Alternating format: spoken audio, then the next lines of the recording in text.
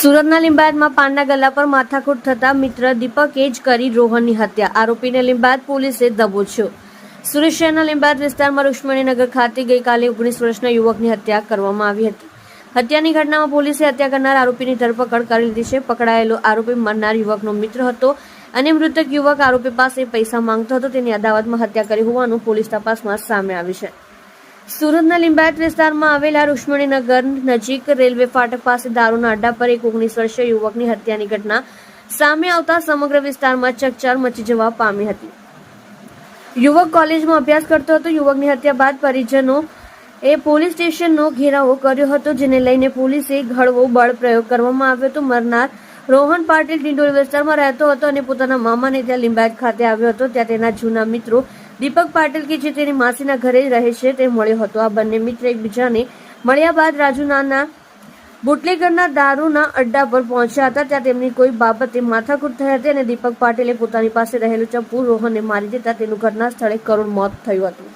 જોકે આ ઘટનામાં લોકોએ દેખાવો કર્યા પછી પોલીસ સ્ટેશનને ઘેરાવ કરતા પોલીસે ગણતરીના કલાકમાં આરોપીને ઝડપી પાડી તેની પૂછપરછ શરૂ કરી હતી. ત્યારે આરોપી દીપકે જણાવ્યું હતું કે મરનાર રોહન તેની પાસે પૈસા માંગતો હતો, જેને લઈને બંને વચ્ચે ઝઘડો થયો હતો અને આ ઝઘડામાં આરોપીએ રોહનને ચપ્પુ વડે હત્યા કરી નાખ્યાની કબૂલાત કરી હતી. જોકે પોલીસે આરોપીની ધરપકડ કરી આ મામલે વધુ તપાસ શરૂ કરી છે.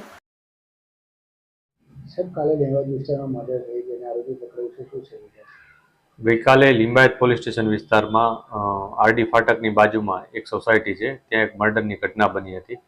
આ ઘટનામાં જે આરોપી છે દીપક પાટીલ, એની પોલીસે ધરપકડ કરી છે.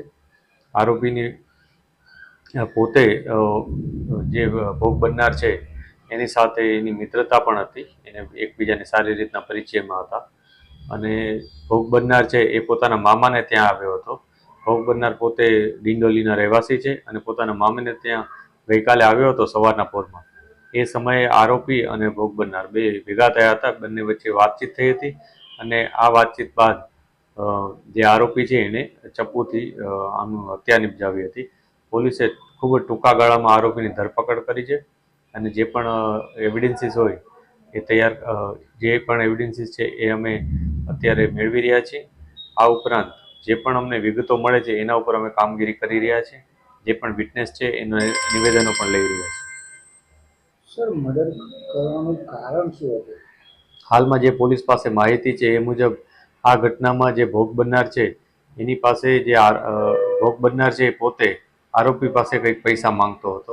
આ પૈસા બાબતે કંઈક બંને વચ્ચે ઝઘડો થયો હતો, એને કારણે એને હત્યા નિપજાવી હતી. આ જે પૈસા માંગતો હતો એ કોઈ કારણસર માંગતો હતો કે કોઈ અન્ય પ્રકારે માંગતો હતો, એ તમામ બાબતે અમે અત્યારે વેરીફાઈ કરી રહ્યા છીએ. ઇન્વેસ્ટિગેશન એ જ દિશામાં ચાલુ છે અત્યારે કે કઈ રીતના અને શું કામ આ પૈસા માંગતો હતો અને કેટલા રૂપિયા અત્યાર સુધી અમે આપ્યા હતા. સર, આરોપી શું કરે છે અને એનું કોઈ બેકગ્રાઉન્ડ?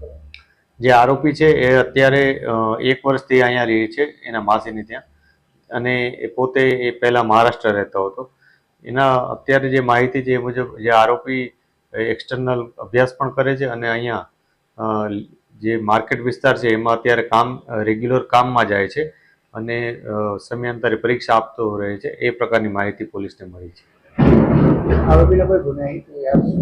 આ બાબતે પણ અમે વેરીફાઈ કરી રહ્યા છીએ કે આરોપી કોઈ અન્ય ગુના સાથે સંકળાયેલ છે કે નહીં, અગાઉ એના વિરુદ્ધ કોઈ અરજી થઈ હતી કે નહીં, અથવા એણે પોતે કોઈ અરજી કરી હતી કે નહીં, એ બાબતે પણ અમે તપાસ કરી રહ્યા છીએ.